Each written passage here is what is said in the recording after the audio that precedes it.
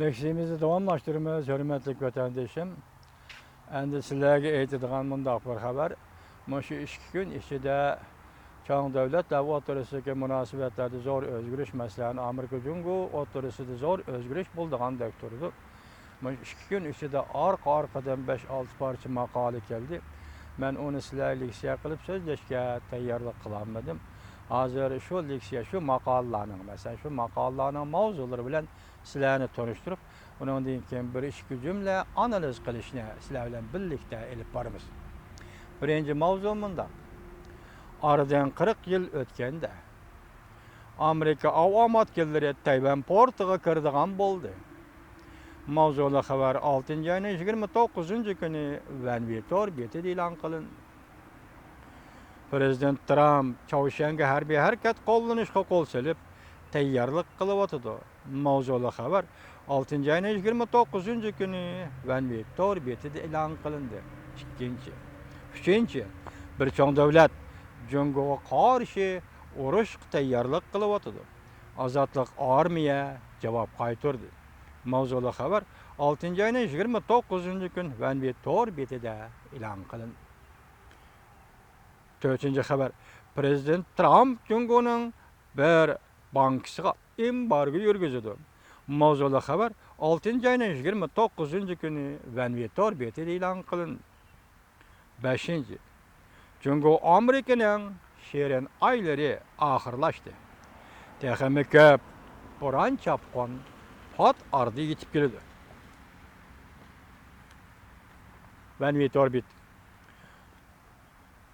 Cho'chigidek bir ish. Amerika Tayvanga 1 milliard 400 million dollarlik harbiy qurol-yarog' sotib berishni qaror qildi. Mavzuli xabar 6-oyning 29-kuni Vanvitor betida e'lon qilindi. Amerika Qo'shma Shtatlari davlat bexatarligi maslahatchisi Amerika Chaushanga qurol ishlatish planini tayyorlab bo'ldi dedi. Mavzuli xabar 6-oyning 30-kuni Amerika ovozi Xitoy til programmasi e'lon qilindi. Amerika Kengash palatasi, ya'ni bir xabar, Harbiy ishlar komiteti qonun loyiha ma'qullab, Amerika armiyasining Kaohsiung portida to'xtashiga ruxsat qildi. Amerika ovozi. Biz yuqorida shu 1 soatga 24 soat ichida e'lon qilingan xabarlarning mavzusi bilan tanishtirdik. Endi kelaylik vatandoshlarimiz analiz qilaylik.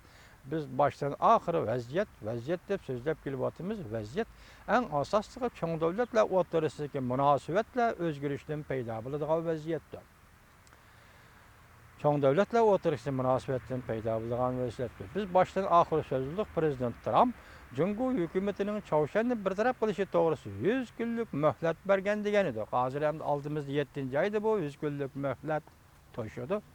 Hozirgacha endi ikki hukumat o'rtasida bo'layotgan ishlardan bizning xabarimiz yo'q. Jungo Chaoshan masalasini hal qilishni zaten nima ish qildi degan masalani biz uni ko'rmaganligimiz uchun hozir savol qo'ya olamiz. Shunga hozirgi kunda endi Chaoshanni bartaraf qilish bu Jungolikning qo'lidan kelmaydiganligi uchun Amerika Qo'shma Shtatlari boshqacha bir tayyorlik qilayotgandek ko'rinib turdi. Yuqorqi mavzularga diqqat qilinglar, tasavvuringlarga elinglar. Bularning mazmunidan tanishishdan burun mavzuning o'ziga diqqat qilsanglar, ya'ni uningdan bir xabarni o'zinglar tahlil qilib ola olasizlar vatandoshim. Endi u yerda qaytib kelaylik.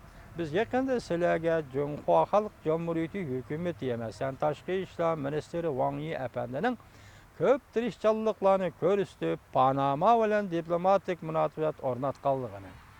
Shu sababdan Panama hukumati Tayvan bilan bo'lgan diplomatik munosabatni o'zgartirgan. Panama hukumatining yoki davlatining o'rta Amerikaga bir ittifoqdosh davlat ekanligini, Amerika bilan munosabat bek yaqin ekanligini yaxshi bilamiz deb sizlarga leksiyalarimiz so'zlab o'tdik. Endilikda hozir shundoq bir ikki davlat Panama bilan qo'shganda bir ikki davlat Tayvan bilan diplomatik munosabatni uzdi. Endi Jungoliklar buning natijasida nimalarni ko'rishi mumkin, nimalarga erishdi, shu orqali Tayvanning xalqaro jamiyat qanchalik yetim qoldi unda. Siz biz bu to'g'rida şimdi demaymiz, chunki bir davlat sifatida buni his qila olmaymiz. Hozir Tayvan qanday his qildi, prezident Sayyin xonim qanday his qildi buni bilmaymiz. Endi ko'ringlar. Hozir Amerika Qo'shma Shtatlar hukumatining davlat majlisi 1 milliard 400 milyon dollarlik harbiy qurol yarog' setib berishdi. Tayvanga setib berishdi qaror qildi.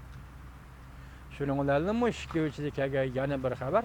Hozir Tayvan armiyasining tarkibi ichida Apache Amerikada ishlangan tikkuchar harbiy aeroplan bilan qurollangan bir o'ttir atrat qurildi. Buni qo'yib turaylik. Biz o'tganda Amerika Davlat Majlisining qonun loyihasini ma'qullab, davlat rahbarlari, Tayvan davlat rahbarlari bilan Amerika Qo'shma Shtatlar davlat rahbarlarigacha, buning chek-chegara yo'q, davlat rahbarlarigacha o'zaro bir-birini yoki o'zaro har qaysi o'zining davlat har qaysi shu qarshi tarafdagi davlatlarni ziyorat qilishga ruxsat qildi. Buni Tayvan sayli sayohat qonun loyihasi deb sizlarga uqtagan edik. Endi bugun ko'rib turibsizlarki, Amerika Qo'shma Shtatlar dengiz armiyasining skadron, ya'ni 2-skadron, mayli Osiyo Tinch okean skadronining dengiz armiyasining harbiy parxodlari Tayvanda har qanday bir portga kirishga yo'l qo'yish to'g'risida Amerika Qo'shma Shtatlarining Kengash palatasi yuqoridagi qonun loyihasini ma'qulladi. Biz buni ko'rib turibmiz. Hozir endi biroqla Tayvan Jungo o'tirisidagi, Tayvan Amerika o'tirisidagi, Amerika Jungo o'tirisidagi munosabatlik siyosatlarda zo'r bir o'zgarish bo'ldi. Ayada nima dedi boshda? Oradan 40 yil o'tganda Amerika avtomatlar Tayvan portiga kirdigan bo'ldi. Buningda endi nima deyildi oxirdagi xabarda? Sizlar ko'rsatdik. Amerikaning bir jungo siyosiy o'zgarish davriga o'zgardigan bir holatga keldi dedi. Biz birinchi, ikkinchi oylarda sizlarga so'zlaganlik siyosatlarimizda nima degan edik? Prezident Trump shu vaqtda bir jungo siyosatini gumonlanish qilib deb fikr qo'ygan.